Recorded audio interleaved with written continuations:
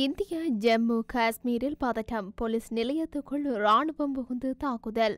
Iran ஜனாதிபதிக்கு அஞ்சலி செலுத்த ஐநா விடுத்த அழைப்புக்கு அமெரிக்கா கூறிய பதில்.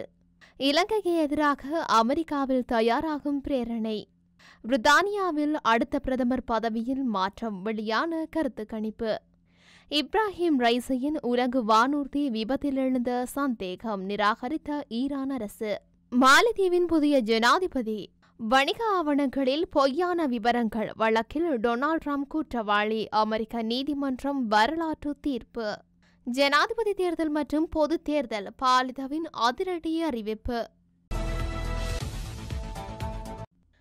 இந்தியாவில் ஜம்மு காஷ்மீரில் ராணுவத்தினருக்கும் போலீசாருக்கும் இடையில் மோதல் ஏற்பட்டுள்ளதாக அந்த நாட்டு ஊடகங்கள் செய்தி வெளியிட்டுள்ளன.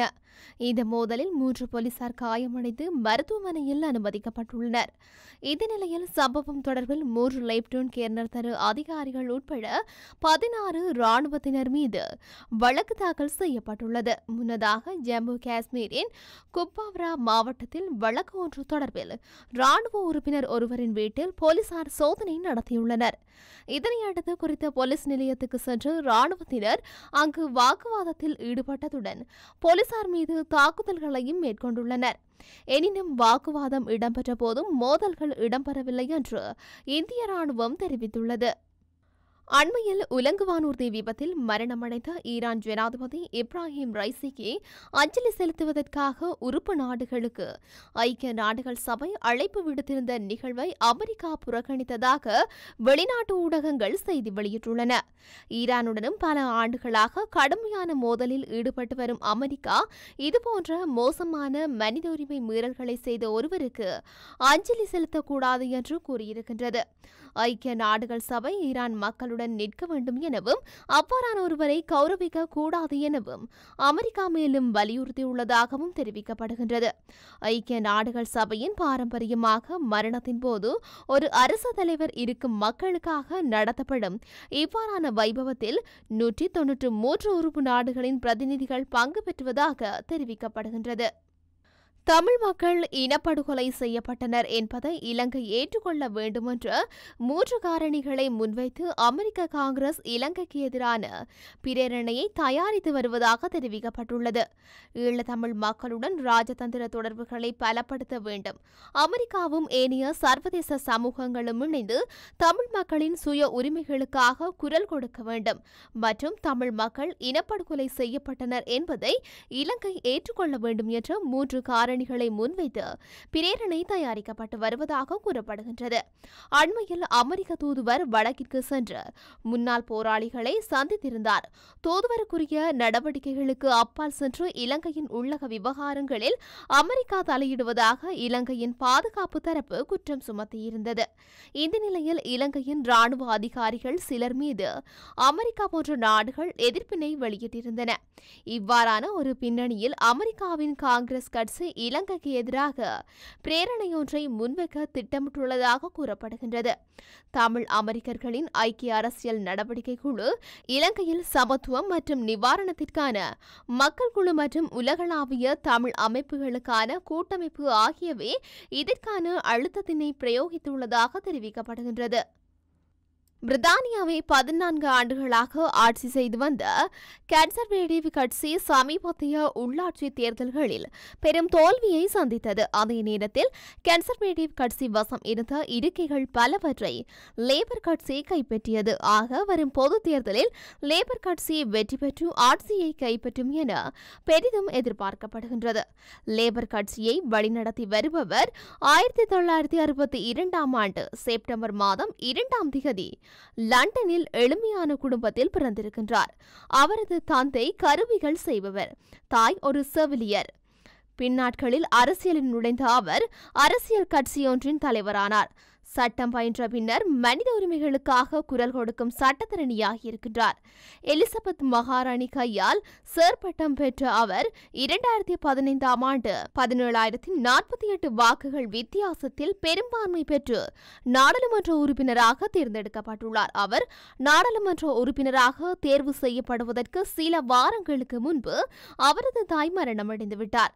பல எதிர்ப்புகளுக்கு இடையே மெல்ல முன்னேறி 2020ஆம் ஆண்டு லேபர் கட்சியின் தலைவரான அவர் 2021 முதல் லேபர் கட்சி கொஞ்சம் கொஞ்சமாக ஆளும் கன்சர்வேட்டிவ் கட்சி முந்தைய 2023 உள்ளூராட்சி தேர்தல்களில் நல்ல வெற்றியை கண்டது. சமீபத்திய உள்ளாட்சி தேர்தல்களிலோ கன்சர்வேட்டிவ் கட்சியின் இருக்கைகள் பலவற்றை லேபர் கட்சி கைப்பற்றிய நிலையில் இவருக்கு அடுத்த பிரதமராகும் வாய்ப்பு அதிகம் என தெரிவிக்கப்படுகின்றது.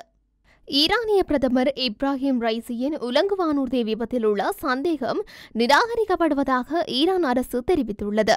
இப்ராஹிம் ரைசி கடந்த 19ஆம் தேதி அஜர்பைஜான் நாட்டின் அணிதிரப்பு நிகழ்ச்சியில் கலந்து கொண்டு உலங்கு வானூர்தியில் நாடு திரும்பிய போது அஜர்பைஜான் ஈரான் எல்லை அருகே அவரது உலங்கு வானூர்தி விபத்துக்குள்ளானது.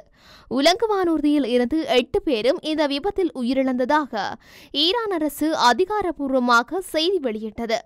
இந்த விபத்து தொடர்பான முதற்கட்ட விசாரணையில் ஈரானின் வடமேற்கில் உள்ள மலைப்பகுதிகளில் கடும் பனிமூட்டத்துடன் கூடிய மோசமான வானிலை நிலவியதால் ஈரான் அதிபரின் உலங்கு வானூர்தி விபத்தில் சிக்கியதாக தகவல்கள் வெளியானது. மேலும் உலங்கு வானூர்தி தாக்கப்பட்டதற்கான ஆதாரங்கள் எதுவும் இல்லை எனவும் தெரிவிக்கப்பட்டது. இந்த நிலையில் இந்த விபத்து தொடர்பாக விசாரணை நடத்தி வரும் ஆயுதப்படை அதிகாரிகள் குழுவின் 2வது அறிக்கை நேற்று வெளியாகியது. தேர்தலில் எதிர்க்கட்சித் தலைவர் முகமது முய்சு வெற்றி பெற்றார். அதன்படி மாலைதீவின் அடுத்த ஜனாதிபதியாக 45 வயதான முஜிது பதவியேற்றுள்ளார். முய்சு பெற்ற வாக்குகளின் சதவீதம் 54 என்று கூறப்படுகின்றது. முய்சு தலைநகர் மலோயின் மேஜராகவும் பணியாற்றியிருக்கிறார். அவர் சீன சார்பு கொள்கையை கொண்டவர் என்பது குறிப்பிடத்தக்கது. ஜனாதிபதி தேர்தலின் 2வது சுற்றில் முஜிபுடன் போட்டியிட்ட மாலைதீவு ஜனாதிபதி இப்ராஹிம் சோலி 61 தோல்வியை ஏற்று முஜிதுக்கு வாழ்த்து தெரிவித்தார். இப்ராஹிம் சோலி ஒரு இந்திய கொள்கையை கொண்டவர் என்பதும் குறிப்பிடத்தக்கது.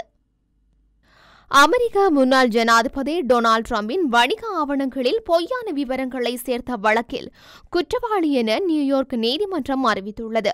அமெரிக்க முன்னாள் ஜனாதிபதி ஒருவருக்கு எதிராக குற்றத்தீர்ப்பு வழங்கப்பட்டுள்ளமை இதுவே முதல் தடவை. ஜூலை 11ஆம் தேதி டிரம்புக்கு எதிரான தீர்ப்பு அறிவிக்கப்படும். டிரம்பிற்கு சிறை தண்டனை வழங்கப்படலாம் என அமெரிக்க தகவல்கள் தெரிவிக்கின்றன. ஜனாதிபதி தேர்தல் மற்றும் பொதுத் தேர்தலை 2 வருடங்களுக்கு காலம் தாழ்த்தி நடத்த வேண்டும் என்று ஐக்கிய தேசிய கட்சியின் பொதுச் செயலாளர் பாலித்தரங்கே பண்டாரவின் கருத்தானது பெரும் சர்ச்சையை ஏற்படுத்தியுள்ளது. இந்த நிலையில் இந்த விடயம் தொடர்பாக எதிர்வரும் திங்கட்கிழமை விசேட விளக்கம் ஒன்றை வழங்கவுள்ளதாக ஐக்கிய தேசிய கட்சியின் பொதுச் செயலாளர் பாலித்தரங்கே பண்டார தெரிவித்துள்ளார்.